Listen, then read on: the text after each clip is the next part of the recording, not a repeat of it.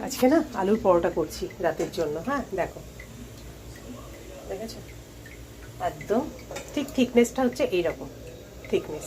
ভেতরে বেশ এতটা মতো করে পুর দিয়েছি, তোমাদের আমি দেখাতে ভুলে গেছি।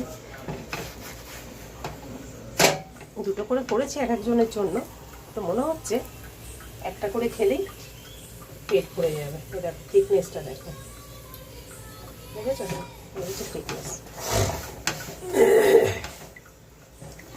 আলুর পরোটা আর আচার, আর যদি সস খায় খাবে। এর সাথে কিন্তু টক দইও দারুণ লাগে, কিন্তু যেহেতু রাত্রে আর টক দইটা দেবো না। ছেলেরও ঠান্ডা লেগে গেছে, আমার তো এখনও লেগেই আছে। যাই হোক,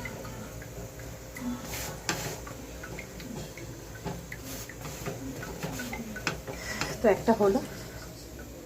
এই যে বাকি লিচিগুলো দেখো, একটা বেলা হয়ে গেছে।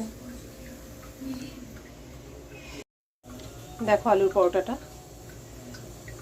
আমি একটা সাইড ছুরি দিয়ে, এর উল্টো দিকটা ছুরি দিয়ে এরকম করে করে একটু গেঁথে গেঁথে মতো দিয়েছি। হ্যাঁ, এখানে তো দুটো হয়ে গেছে অলরেডি। এখানে একটা বেলা চলছে, একটা বেলা হয়ে গেছে, দেখাচ্ছি দাঁড়াও। এই যে দেখতে পাচ্ছ, ছুরির সাহায্যে দেখো একটা সাইড পুরো আমি ইয়ে করে দিয়েছি। তো তোমরাও এইভাবে করে দেখো, তোমরা হয়তো আমার থেকেও আরও ভালো করো, আমি জানি। ভালো লাগলে লাইক কমেন্ট শেয়ার করে পাশে থেকো, কেমন?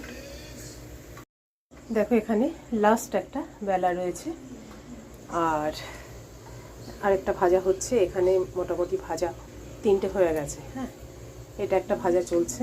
কথা তো বলছে মনে হচ্ছে একটাতেই হয়ে যাবে, কারণ তোমাদের আর তোমার ছেলে দুটো দুটো করে করেছি, আমার একটা বলে না, তাহলে তুমি আমি যদি খেতে হয় তাহলে আমার থেকে অর্ধেক নিতে হবে, দেখা যাবে, আগে খাই তো একটা।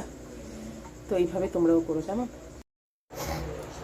ছেলেকে খাবারটা দিয়ে দিই, ছেলে সস দিয়ে খাবে, যেহেতু লঙ্কার আচার, মিক্সড আচার নেই ঘরে এখন, তার জন্য ও বললো আমাকে সস দিয়ে দাও। তো ওকে সস দিয়ে দিই খাবারটা। তো ভালো লাগলে অবশ্যই লাইক কমেন্ট শেয়ার করে পাশে থেকো, ওকে? চলো এটা দাদাকে দিয়ে দিই। ছেলে আজকে সোমবার পেঁয়াজ খাবে না, দাদা বললো আমাকে একটা পেঁয়াজ কেটে দিই।